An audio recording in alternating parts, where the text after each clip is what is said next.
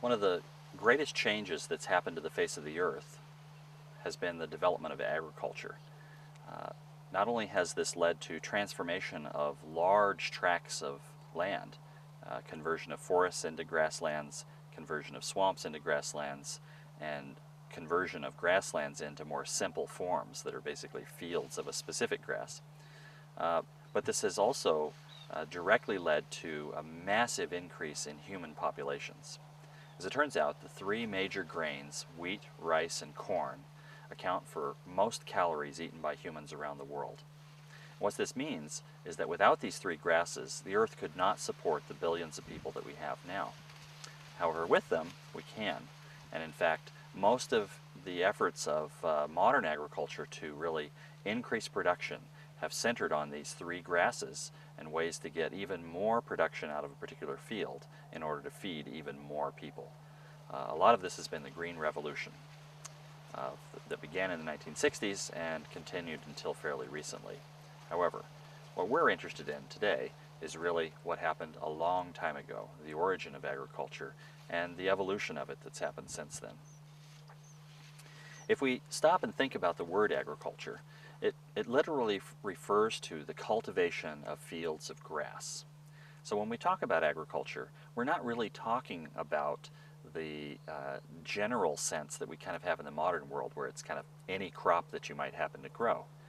The term really comes from an understanding that production of food came from grasses, and grasses grown in fields. And so that has really shaped a lot of the world around us. If you think about it for a minute, you'll realize that agricultural thinking permeates much of the modern world. If you have a house that has a lawn in front of it, that lawn really comes out of an agricultural lifestyle of thinking, having a field. It could have been a pasture for cows, or it could have been a field of wheat, but it was still a field of grass, either way. Golf, think of all the golf courses that are built around. Each of these are really an advent of a kind of agricultural mindset of having fields. Probably the original golf courses were fields of grass that sheep were raised in, but they were still a field of grass that was being tended by people with the intention of feeding themselves. In the case of sheep, indirectly feeding themselves off the grass. Each of the following scenes is an image of a different kind of field of grass. So we have fields of rice, fields of wheat, and fields of corn like the one around me. The exact origins or the way in which people first domesticated grasses is poorly understood. In some cases, we know that there was a change that occurred in the actual plants. For instance, with corn, we know that it originally was that the wild ancestors of corn grew quite differently than the modern corn does, and that they produced ears of corn that were much smaller and were found at the tip of the plant instead of in the axils. And so we know that there's been a fair amount of change that's occurred physically, morphologically with corn. In other cases, with wheat, we know that it actually did the opposite. Wild wheat actually has bigger seeds than does domesticated wheat. And so we know that it did the opposite transition, where people converted a really large seeded grass into a smaller seeded grass that they could actually control better. In the case of rice, what's happened is that people have really controlled the way that it breaks off of the plant, so that the individual grains don't fall off into the water and sprout somewhere else. So instead, people have selected for individuals that retained their grains. And in fact, as a general consideration, this is true of all of the grasses that have been domesticated. There are several advantages to practicing agriculture. Probably the first and foremost of these, the main reason probably why agriculture developed in the first place, was that people are able to control their food supply. So if you just go out and wild harvest grasses, which is done in some places around the world, you get a certain amount of food and you're able to use it when it's available. However, those grasses don't tend to have all of their grain come ripe at the same time. It's over an extended period. And so when you go to harvest, you may be wasting part of the grain because you're harvesting it too young, or you may not get part of it because it's already matured and fallen off. And so by growing your own grasses, it gives you a level of control first over when the grain actually ripens. So you're able to plant seeds all at the same time, and after enough cycles of doing this, you actually are able to select varieties that will always come up and ripen pretty much evenly, and you can harvest them evenly. In the process of doing this, you're also able to harvest more grain, and this kind of continues through time, and there's a genetic selection that's occurring. You're selecting varieties that produce more grain, that produce it in the timing that you want, and that produce it in the way that you want, where the grain doesn't just fall off onto the ground. As you start to develop your ability to produce grains, you start to standardize not just the way that your grasses grow, but you also start to standardize the way your community functions. So let's assume that you were a group of hunter-gatherers and you're thinking about starting to domesticate some grass. Probably you're needing to go out really regularly into the environment and harvest different foods that you find. And so there's probably a little bit of harvesting going on just about all the time, much of the year. Maybe you have a cold part of the year where you don't harvest anything, but that's probably a small part. As you start to grow grains and you really intensify it, this means that you're planting at one time of the year, or maybe 2 times of the year. You have a long period of time that you're not harvesting anything. You're just kind of watching grass grow, and then you suddenly harvest everything. This starts to affect all kinds of other aspects of your life. You start having harvest festivals. You start having a planting season. Everything starts to function around it. In fact, many of us who are Americans, without realizing it, we function on the planting cycle of grasses. The school year that most American colleges and high schools and elementary schools function on is centered around the growing season of certain grasses, namely corn and wheat. And so that's why we start and stop school at the times of year that we do. It has nothing to do with that being an ideal time or anything. It has everything to do with planting and harvesting, and that school kids needed to be involved in doing both of those tasks in the past. Obviously now they don't need to, so the whole system's kind of breaking down. But at one point in time, this was so important that it structured the educational system. So once you really get committed to growing grasses and you're starting to produce a good supply, you might actually start to produce a surplus. And so this means that you have to learn how to store it. Maybe in the past you had enough food to take care of yourself from day to day, but you didn't necessarily have a surplus that you needed to store. However, because you're growing your grains and harvesting them at specific times each year, you do need to learn how to store. Because at the very least, you have to store your seed grain from one harvest till the next planting period. And so you have to be able to develop that. So this means that you have to really develop your container technology. How do I store my grain so that rats and other animals don't eat it all up? How do I do this? Well, this requires that you start developing some technologies.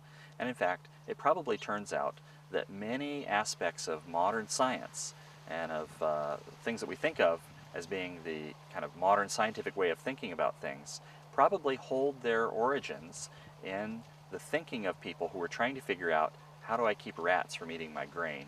How do I store all this extra grain that we've now harvested? I have lots of people now to feed. How do I distribute this amongst them and feed them? Kind of all of these ramifications, social ramifications, cultural ramifications, technological ramifications, all come back to growing grass. Another big aspect of being able to control your environment and using agriculture to do this is that it gives you a level of predictability. Not only do you know where your food's going to be, so you don't have to kind of hunt around for it, but you can predict about how much you're going to produce. It doesn't take a lot of experience planting grains and harvesting them to learn that you get a certain yield. For each one seed I put in, I'm able to get so many sacks of grain out. So this ratio starts to be developed. What this does is this leads easily to the development of basic mathematics. I can now do some calculations. If I have a field that is so big, I plant so many grass seeds in it, I can expect to get so much grain out of it. And I can then start planning. And I can plan years in advance for how my civilization is going to develop. This also means that I can plan on storage capacity for storing lots of grain and for being able to build up large surpluses. This also then leads to the development of trade networks. Maybe I produce a lot of grain, but somebody else doesn't do so hot one year, so I trade them some of mine for something they have that I want. All of this we can pull back to the development of these fields of grasses. There are some disadvantages of growing fields of grasses, and these are actually pretty important. The first of these is that weed control is a serious issue. In most grass fields that don't have some kind of herbicide sprayed to keep out the other kinds of plants that will naturally grow in them, all kinds of weeds will sprout up, and in fact they'll compete so strongly with the grass that's desired that the farmer will probably not have much of a crop. And so this means that growing a field of grass does not just mean planting it and harvesting it, it also means tending it between the 2 points. So it means your family may be out there pulling weeds on a daily basis just to make sure that your grass is not having to compete with them. It also means that you need to control the water. If rain comes at the right time, your grass grows great, but if rain doesn't come exactly when you want it or need it, you might be in trouble. So we have the development of irrigation systems and other ways to move water from where water is found, such as in a river or a lake, into a field where it's needed. We also have other kinds of pests that occur. So these can be beetles and other kinds of insects that chew on the plants that we want. Grasses are highly susceptible to a large number of insects, so controlling these is a difficult issue. The third big disadvantage is also one of a pest, or a group of pests, and this is that as people standardize their crop, as they move towards what we call monoculture, where you're not only growing just one species in your field, but you're growing what is really close to a genetically identical group of individuals, or monoculture, these individuals become highly susceptible to sudden infestation of diseases, particularly different kinds of fungi that can move in and wipe out a genetically similar group of plants. These are some of the major crops that are in the grass family. The grass family is known as the Poaceae, and what you see listed is the name of the grass in Latin, and then the center of origin, or the place where we think that this grass was first domesticated. Zea mays is corn, which was domesticated in the area of southern Mexico. Triticum is a group of species that are the wheats that were domesticated in the Near East. Oryza sativa and related oryza species are from Southeast Asia, and these are the rices. Avena sativa is oats. This is from the Middle East and southern Russia. And sorghum bicolor, also known as sorghum, which is from sub-Saharan Africa. Notice that the majority of these are from the area of the Middle East, and this is oftentimes referred to as an ancient breadbasket, or the biggest center of origin of domesticated foods. There's a certain amount of conjecture in the literature about the issue of who is domesticating whom. And the argument somewhat goes like this. The grass species that are so-called domesticates actually increase in number as opposed to what their wild ancestors were. And they also increase in their distribution, so they're found in more parts of the world. So this would appear at a glance to be the grasses that have domesticated the people, with the people helping to disperse the grasses. In most cases, out in the wild, when we saw something like this, we would say, yeah, the driver of the domestication was really the grass, not the people, and the people are just a disperser who happens to eat some of the seeds in exchange for dispersing them. It's kind of an upside-down way of looking at it. However, although this argument is kind of entertaining, it doesn't really hold that much water when you consider the fact that the genetic diversity of the grasses has really plummeted. It's gone way down, even though the distribution has gotten greater. whereas the genetic diversity of the humans has probably remained the same, or maybe even gotten to be more diverse through the distribution of these grasses. So it's probably not reasonable to say that the grasses have domesticated people, but it is kind of fun to think about. So if we look at the role that agriculture plays in human societies, we can see that there's several patterns that emerge. So agriculture tends to drive increasing human populations, both in numbers and in lifespan, at least initially. And there's good reason to believe that it may not always last that way. So this includes increasing demands for agricultural products, increasing complexity of a particular culture, increasing concentrations of humans where we have more and more people living in one particular place, and increasing the impact upon the environment. Obviously, as you have more people living in one place, their cumulative impact on the environment grows.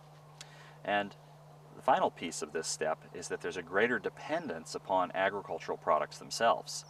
If you're in the first generation of people to take up growing grasses, you could take it or leave it. If the grasses don't work out for you, well, that's fine. You just go back to what you were doing before. But as your population has built up and as you've had a negative impact on the environment around you, you become more and more dependent upon those grasses actually growing and being harvestable and feeding you. Because if something goes wrong, you are in big trouble. Grasses also tend to drive decreasing movements of people.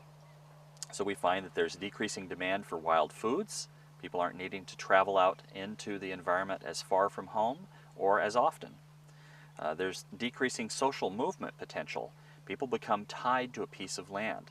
And in fact, you find that in agricultural societies, people will develop to a point where they recognize a piece of land as being their farm and they've farmed it for generations.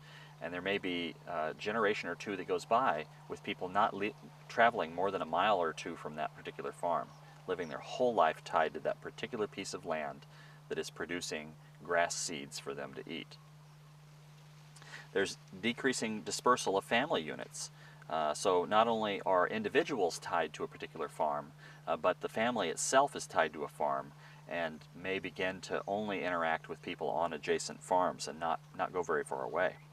There's also decreasing awareness of the repercussions of impacts on the environment because people are focused on their grasses and growing their grasses and doing that successfully, and they're just not paying as much attention to what's going on in the rest of the environment, particularly a piece of the environment that might be removed from where they happen to live. So if they pull water out of a river to irrigate their fields, they're not thinking about the fact that that river now is at a lower level and that there's less water going downstream for some other environmental function. Then finally, there's a loss of dietary diversity, at least initially in agricultural societies. So before agriculture develops, people probably have fairly diverse diets because they're having to get foods from different parts of the environment at different times of the year. But the diet diversity decreases rapidly as agriculture becomes more and more important. Being able to make more uses of a particular grass seed grows. So as your diversity of actual foods that you're tapping into goes down, the kinds of things that you do with a particular food, your grasses, actually go up. So you might make bread out of a grass, you might make tortillas out of a grass, you might do all kinds of crazy things with it, make soups, everything you can imagine, to try and increase the diversity of what's on your table, but the actual species diversity has gone way down.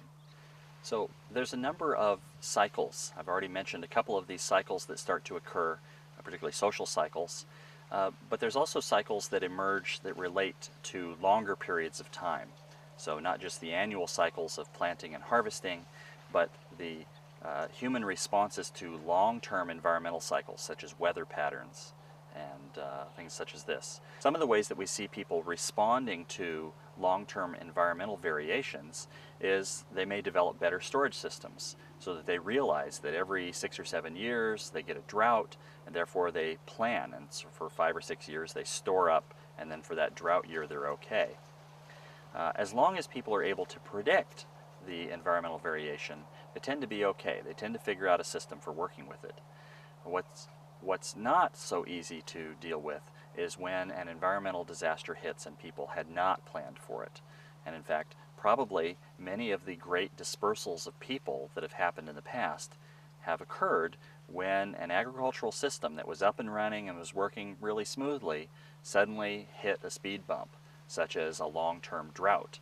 And then suddenly you have a large population of people without enough food to eat, and they have to get up and go somewhere.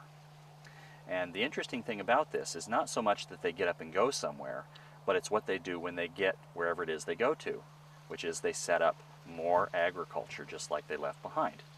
And so there is a clear pattern globally that has occurred, which is when people in an area start to practice agriculture, it will persist in that area.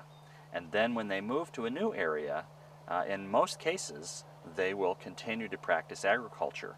And so you have a steady expansion of agriculture around the globe over the last 5,000 to 10,000 years.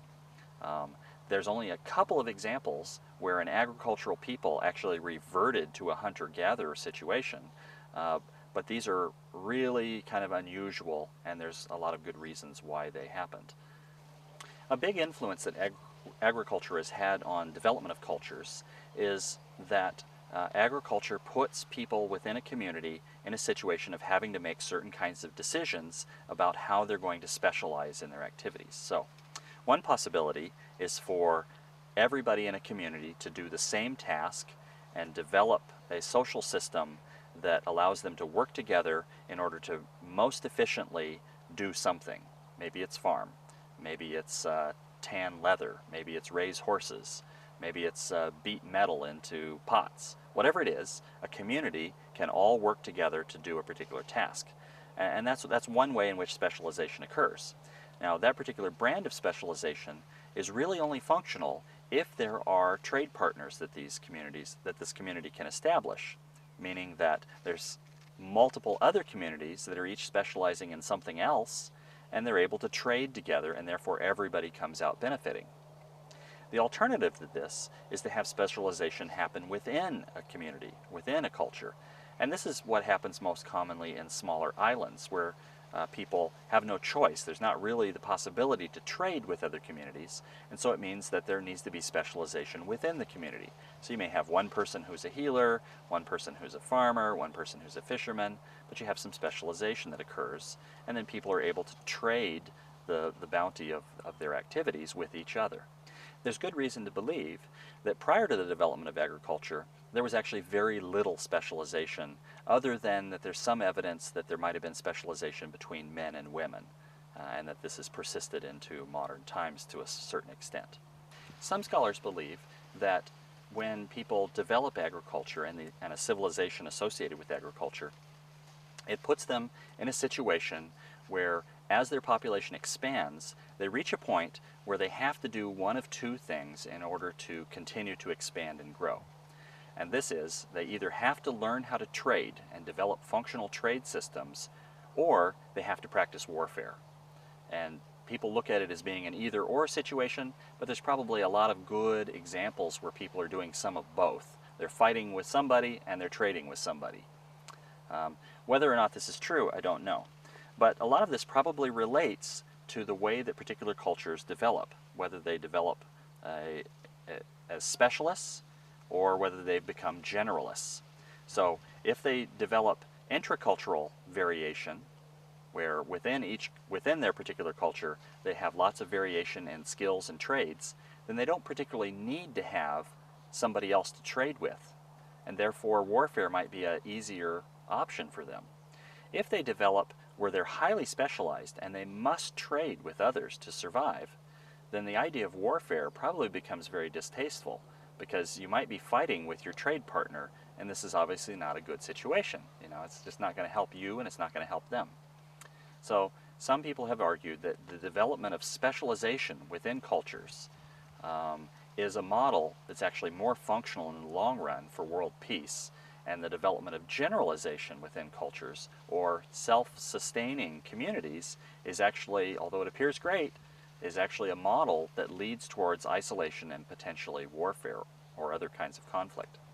Probably the most intensive specialization that agriculture has led to is the specialization of science itself.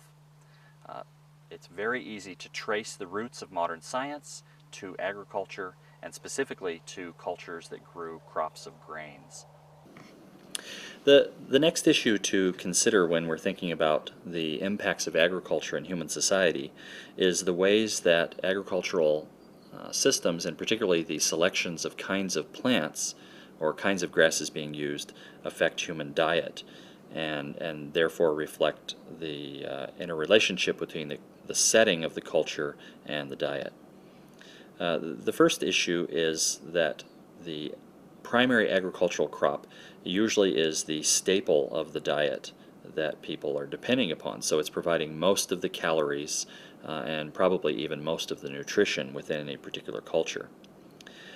Most cultures around the world developed around diets that use a combination of some kind of a grain or a grass and some kind of a legume, usually a bean plant that is either an annual or a perennial that only lives a few years. This is supplemented by some kind of meat, but the meat is oftentimes minimal in the earlier parts of the diet. The second kind of staple that we see is actually that of non-agricultural peoples who still use domesticated plants. And this is kind of a funky definition. We're largely saying that people who grow things like taro are not agricultural people because they're not growing fields of grass. They're growing fields of taro. And so people who depend upon root crops along with some kind of meat, often either fish or pig or something like this, have a different kind of system fundamentally, and this affects their interaction with the environment and the particular kinds of societies that develop. The third category of peoples are those who depend upon tree starch crops. So we oftentimes refer to these people as arboriculturalists. Kind of the classic examples are people who depend upon different kinds of nut-bearing trees, or people who depend upon sago stem starch, or people who depend upon crops such as breadfruit. These crops also need to be supplemented, usually by some kind of a meat, although the nut crops require less since they have some actual protein in them. In addition to the staples that any particular society uses, there's a set of supplements that are usually added to this. And these are added in a number of different kinds of ways. They may not actually come into the diet as foods per se. They may come in as things that people are adding to their foods. Examples of these kinds of supplements include condiments. In many modern societies, this is things like ketchup and salsa and mustard. There's actually a lot of nutrition and in some cases calories in these kind of condiments. The supplements may also be bitter or salty kind of seasonings.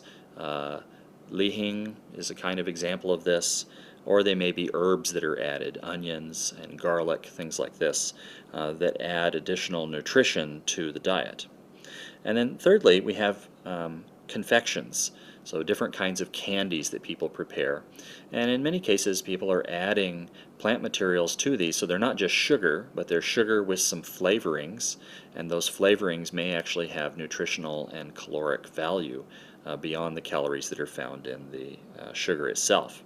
So all of these are supplements that people will add to the staples of their diet.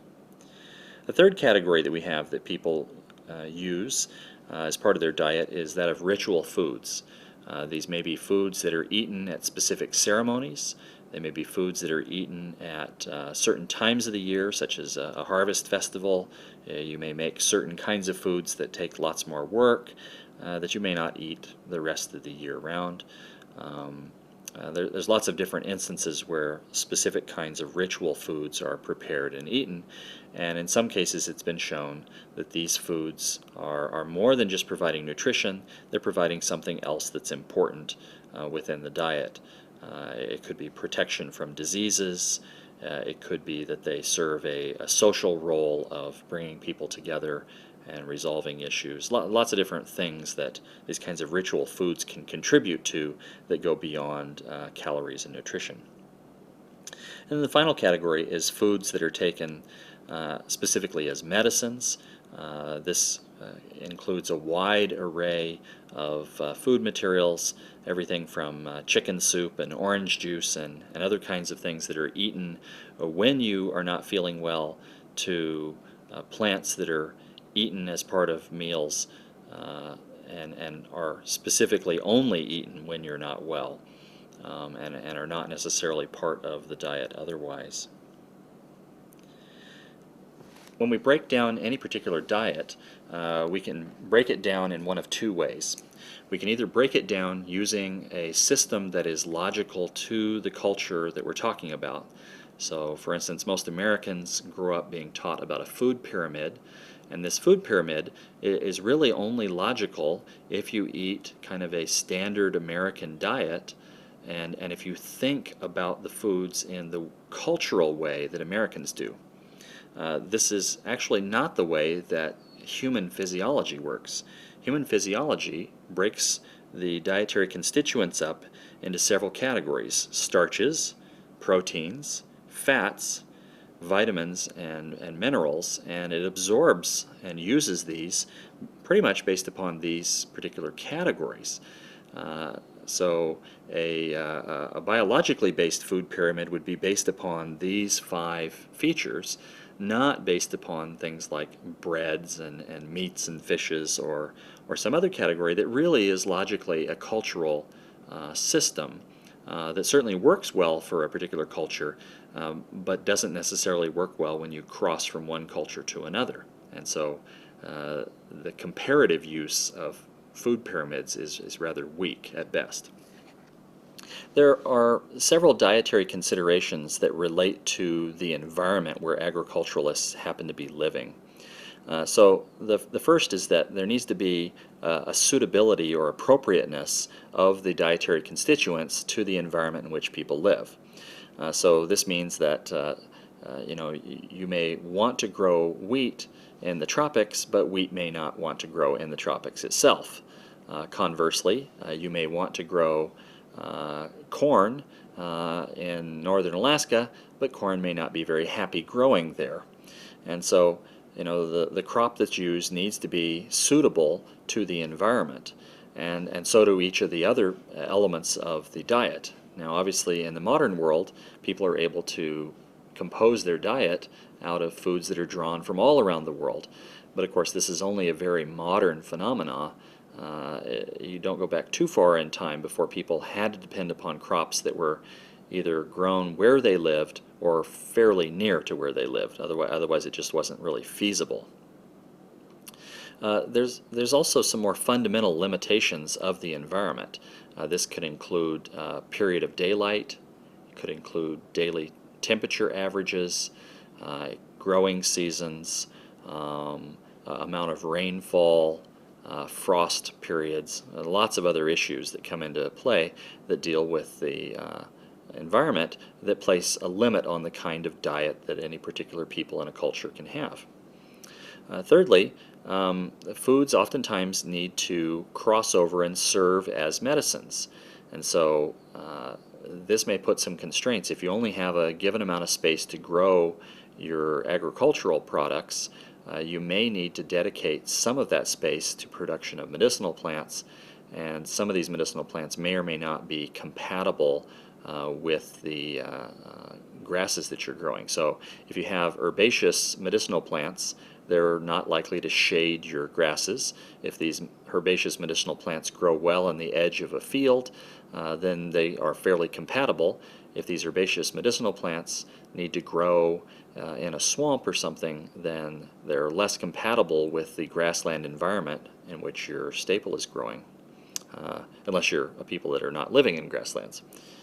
Seasonality is an issue in that your diet needs to consist of foods that you can actually get in the seasons when you want them and need them, and that the seasonal availability of different foods may affect the way that you lay out your diet on an annual cycle. So you may have certain ceremonies that use specific kinds of plant foods, and those ceremonies need to occur at the time of year when those plant foods are available. Otherwise, you kind of have a problem there. if we look at the kinds of plant food resources that are used, they're actually drawn from all parts of any particular plant. So this can include flowers, bark and stems, and leaves, can include fruits and nuts, or it can include the roots.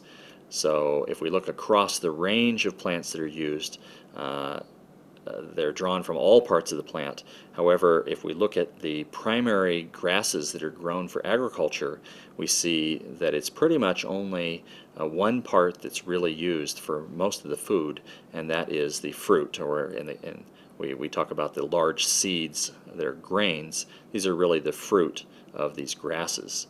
And so most of human agriculture, by basic definition, is built upon the planting and annual harvesting of fruit.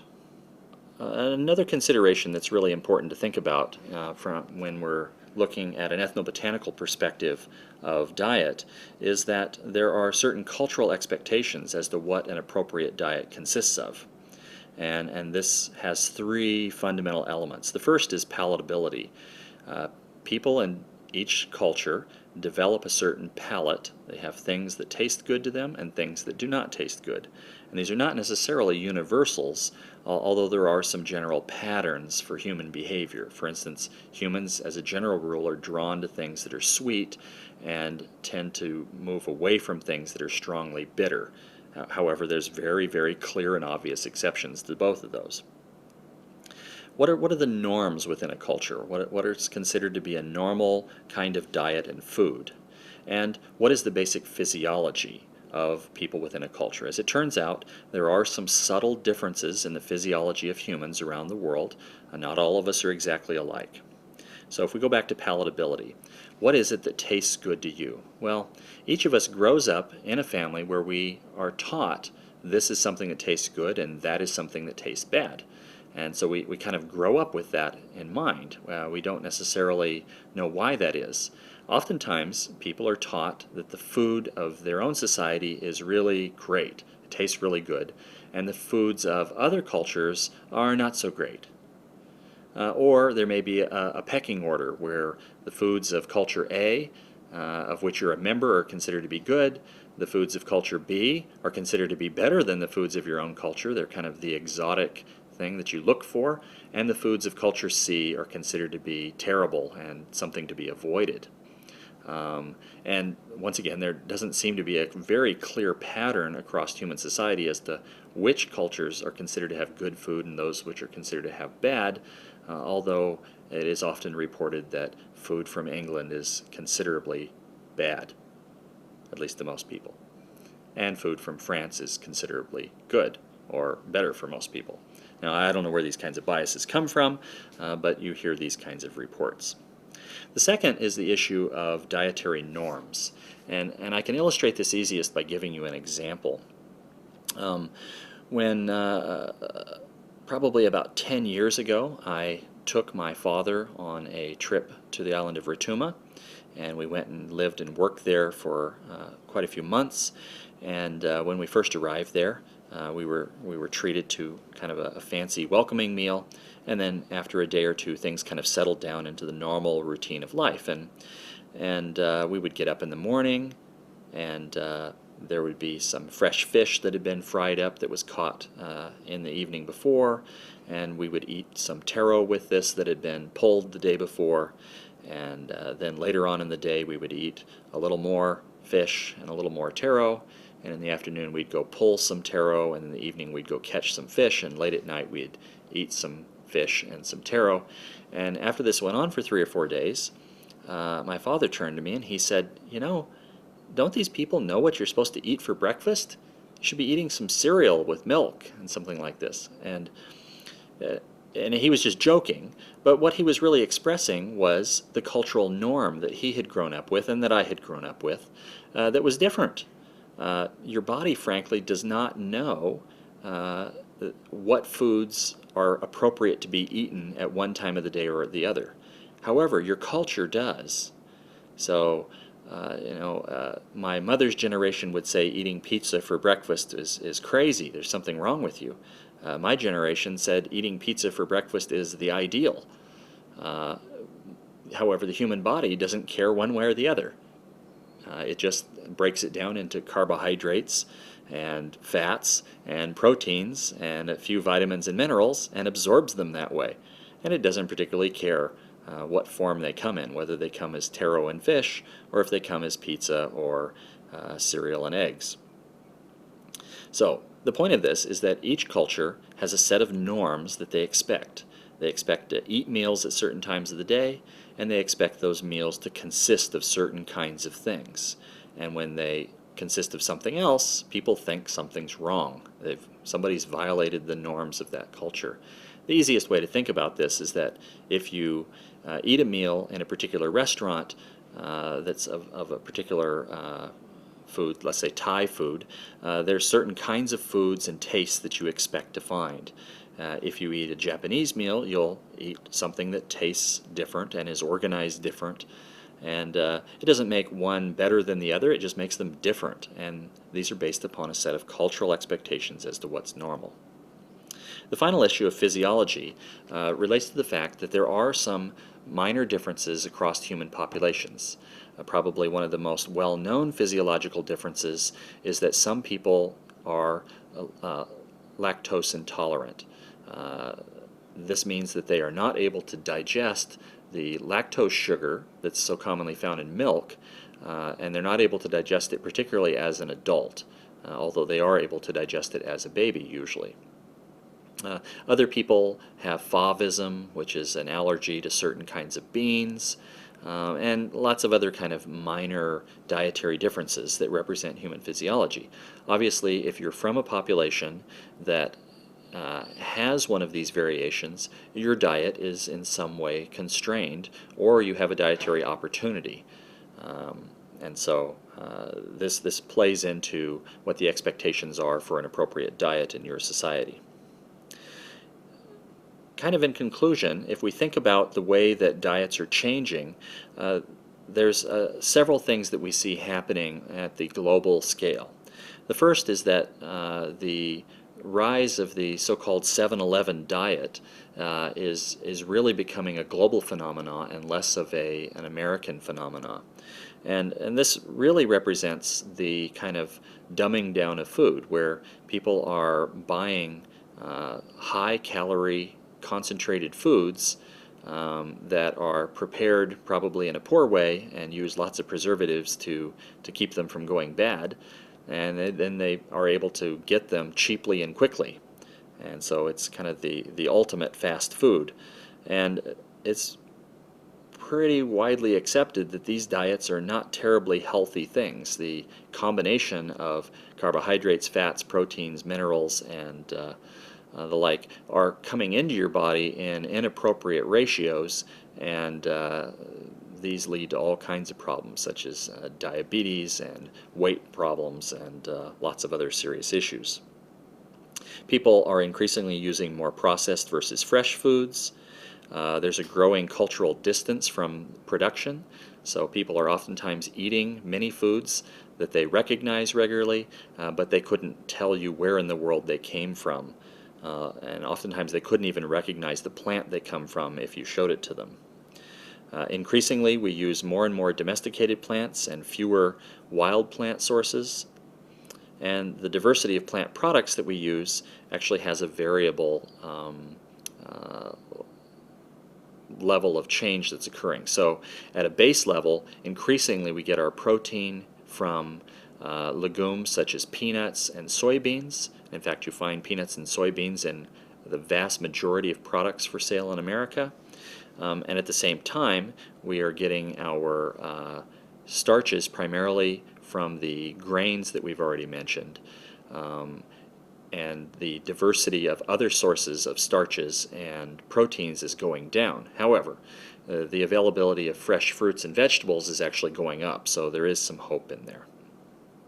So if you stop and think about it, the vast majority of society around us, both the layout, the way our houses are set up in kind of crop-like areas, the way that we have lawns around many houses, the way that we have golf courses, the way that we have fields of grain, all of this goes back to the domestication of grasses and how peoples interacting with these grasses has greatly shaped not only the grasses themselves, but has also shaped human society and has made us a grass-oriented people. And this really reflects kind of the modern view of the world, is one of people who are dependent upon grasses for our food and for our survival in the future.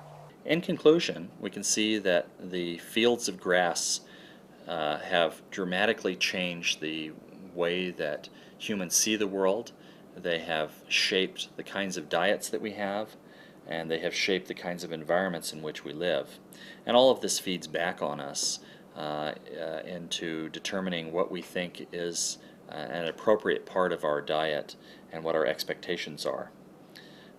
In this particular episode, I've largely focused on the agriculture of grasslands, the true agriculture, if you will. But it's important to realize that there are many other forms of agriculture that have developed around the world, and that each of them has developed with its own set of biases and capabilities and functionality, and that each of these in turn shapes the environment around it in parallel but different ways.